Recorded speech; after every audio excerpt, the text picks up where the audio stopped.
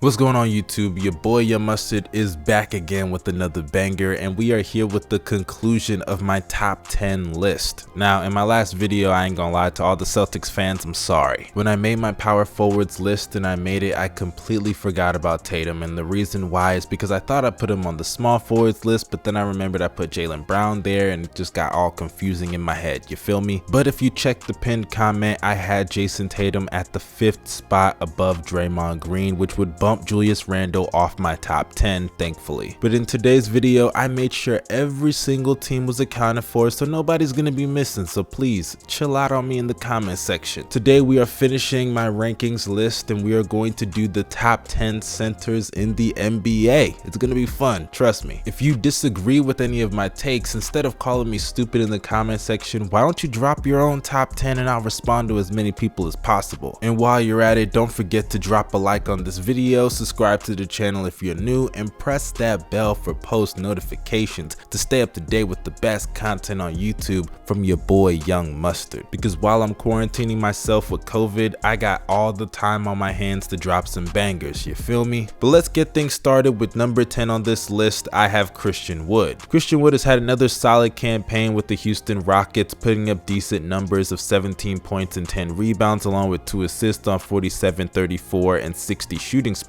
Not the most efficient numbers, but they'll pass. And the reason I say it'll pass is because he's on a team like the Houston Rockets, which could be a detriment for why I should leave him off the list, but I won't do him like that because it's not like the Rockets have consistent sources of offense all over the roster, because they just don't. And Christian Wood is still a really talented player that is serviceable on the NBA court. He can put the ball on the floor, he's a decent rim protector in the right situation, and he's a solid floor spacer. But unfortunately, on a team like the Houston Rockets, at the age of 26 years old, there's just not much for him to contribute other than putting up numbers that just don't amount to that much winning. Moving on to player number 9, we have Nikola Vucevic. Now Vucevic this year I have had a up and down battle with, because man, to start the season he was so trash for my squad, the Chicago Bulls. I mean, I'm talking about this dude smoking layups, easy post shots on undersized players. I mean, he couldn't even score on the cameraman, it felt like. It was so annoying having to watch Vooch get mismatches that were favorable for him in the post, only to see him jack up a post hook that would be an air ball, or him doing a post fade that would result in a brick. But as of late, he's been playing a lot better, and props to Vooch, for real. On the season, he's averaging 16 points along with 12 rebounds and 3 assists, shooting 43% from the field, 35% from 3, and 67% at the free throw line. So you can just imagine from the efficiency alone why I'm pretty frustrated with his rocky ass season. But despite his efficiency numbers not being the best, I mean, the guy has a true shooting percentage below 50%. That's just disgusting. But on a team like this, where he's not the number 1 or number 2 option, and hell, on some nights he isn't even a number 3 option, for what he provides this team with this post defense that can be a little shaky at times, and his ability to protect the rim, while also being a decent floor spacer at the 5 and somebody that can do 2-man game with DeRozan and Levine, he's fine. And eventually when Pat Will comes back, his job on defense will be a lot easier, and I think he'll be more impactful on that side of the ball. But don't think that if I wasn't in the Bulls front office that I wouldn't be thinking about trading his ass to get a better replacement, because I surely would. But moving on to the next player, coming in at number 8, we have Clint Capella. Clint Capella, man, I gotta say,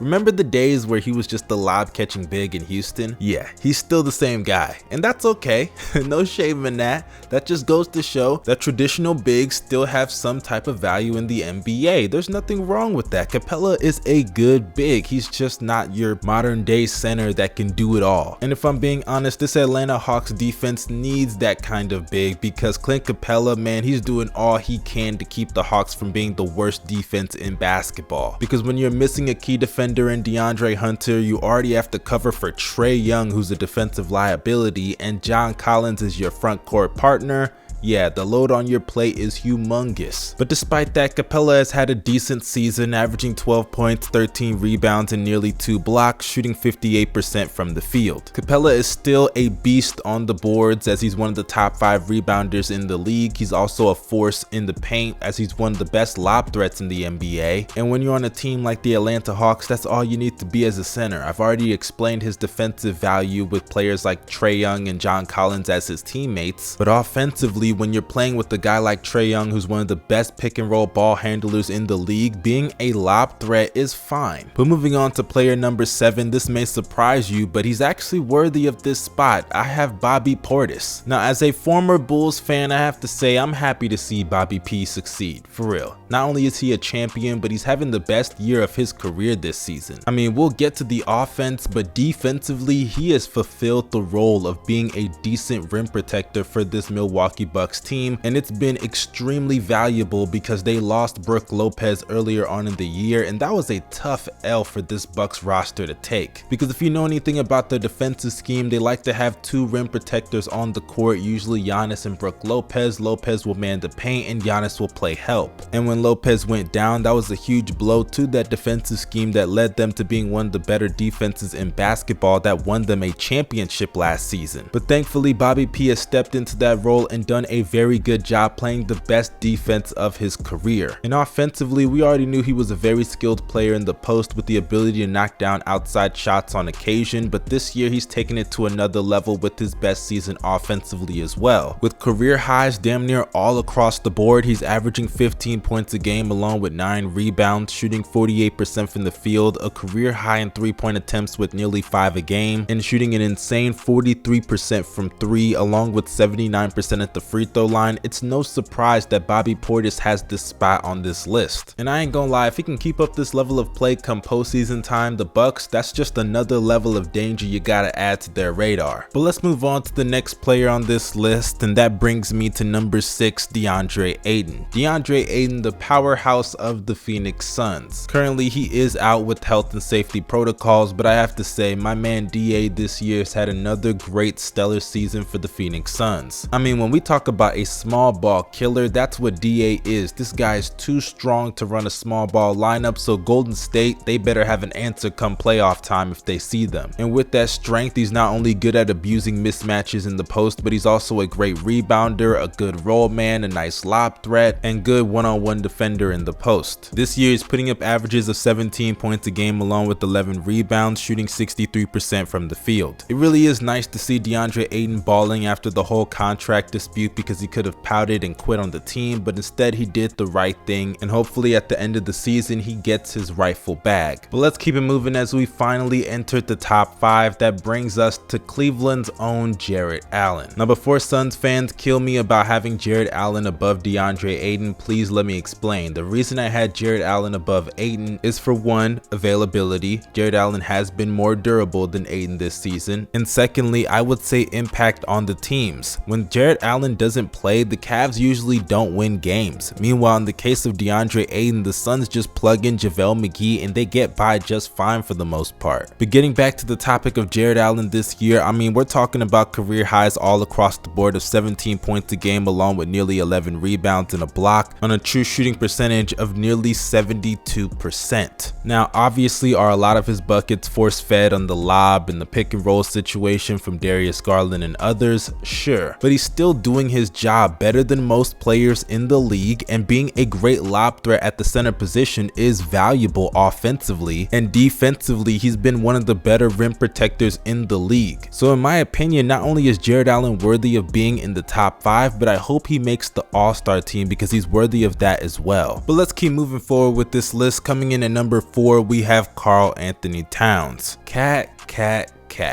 Man, I always say it all the time. It seems like it was just yesterday when people thought Karl Anthony Towns could become the best player in the NBA. Remember those days? People really thought him and Wiggins were gonna be the next Kobe and Shaq.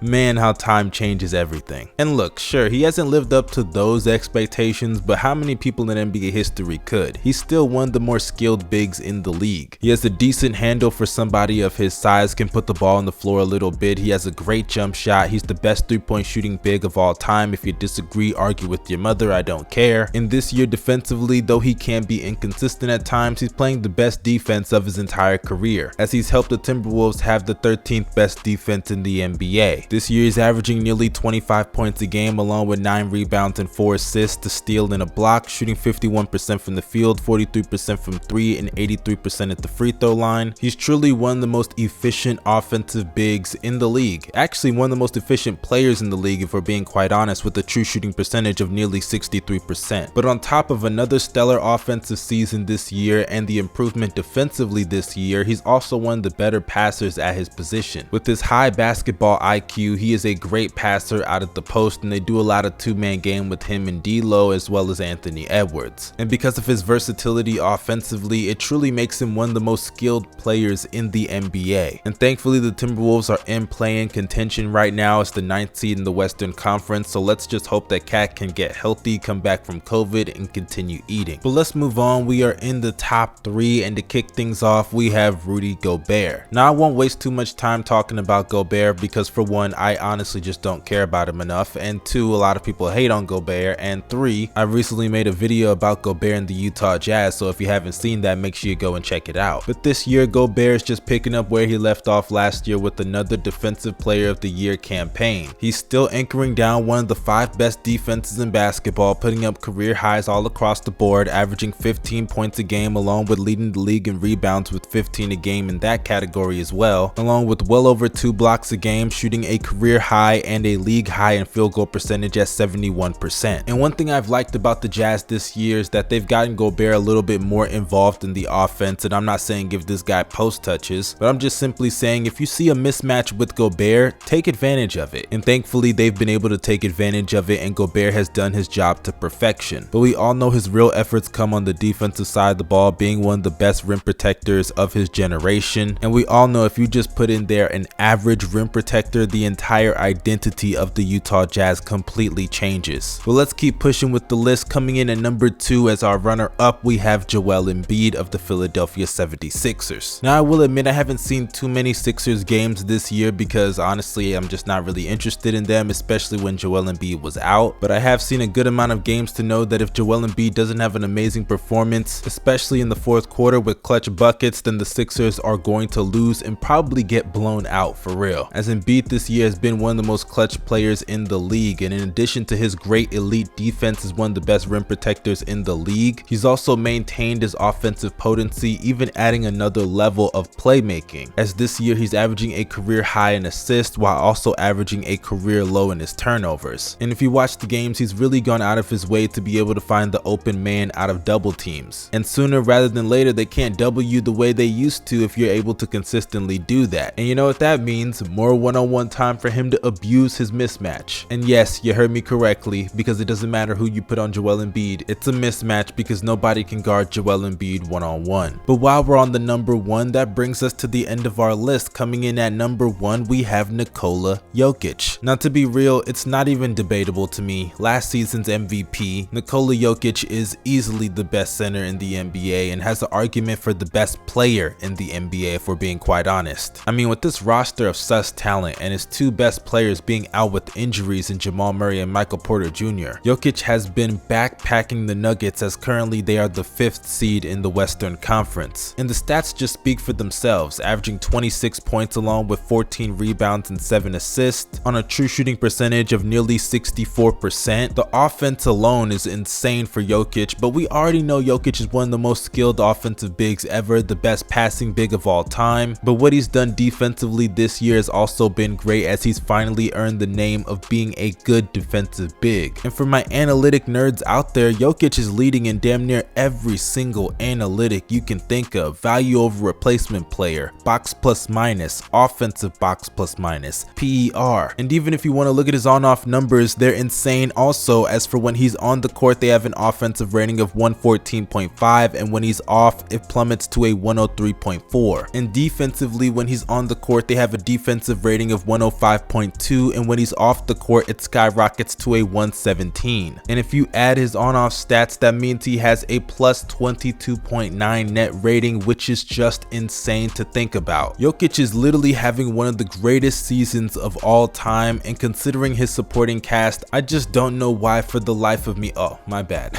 Small market. That's why the media doesn't care. But hey, those are just my opinions. If you guys disagree, let me know down below in the comment section. If you enjoyed this video, don't Don't forget to drop a like, subscribe to the channel, and press that bell for post notifications. This is your boy Young Mustard signing out. You guys stay safe and have a blessed day. Peace.